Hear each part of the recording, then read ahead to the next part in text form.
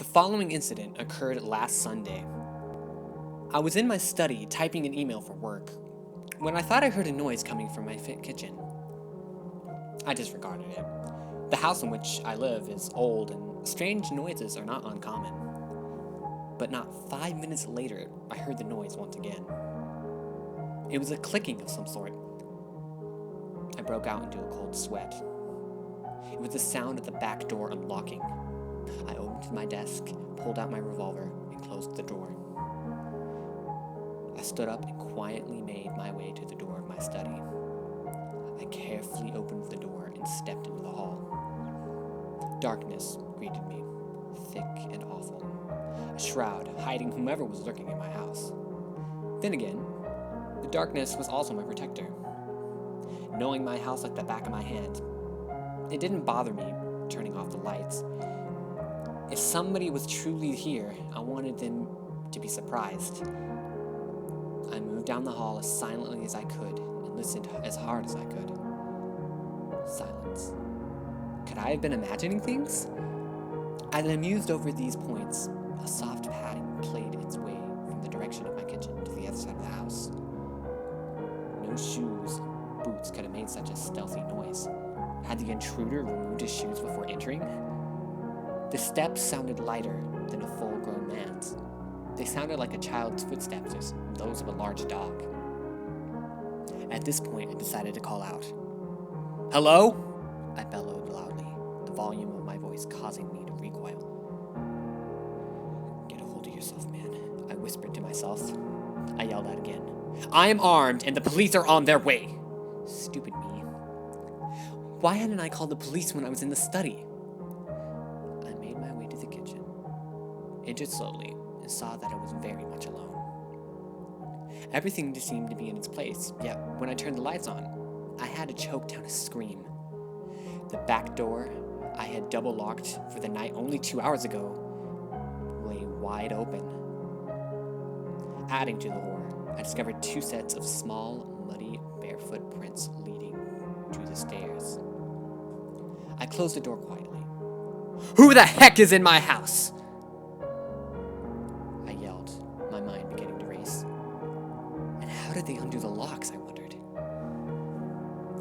I decided I would follow the footprints, and a new sound impressed itself upon my ears. The sound of a muffled conversation came from above.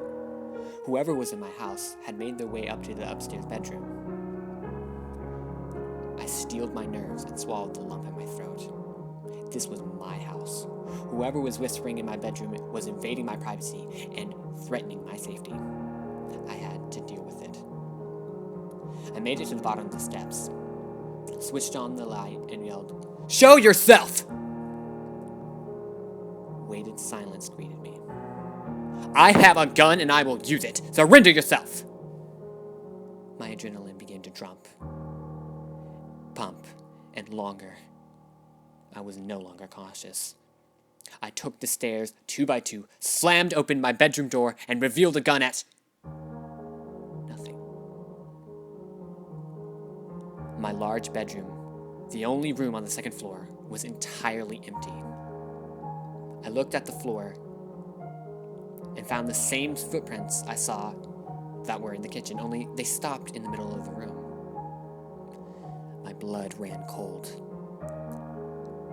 I checked the closet and under the bed, and no one was there to be seen. Was I going insane?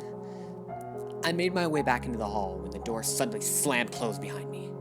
I shouted in terror and lounged back down the stairs, through the kitchen and into my study. I slammed the door and locked it tight. I collapsed in my chair and passed out. Footsteps. I woke just in time to hear them pad their way down the stairs, across the kitchen, and into my horror, they stopped right outside my study door. Locks seemed powerless to stop these entities, and I waited for the knob to turn. Instead, I heard something that chilled my blood. A voice whispering in the hall. A horrible voice belonging to someone no longer alive. My heart pounded. My blood froze in my veins. My lips moved, and my throat uttered a gibbering mess. The doorknob began to turn, locks disintegrating as if by magic. The door creaked open slowly. Nothing. Emptiness. Darkness. I feared I had gone truly mad.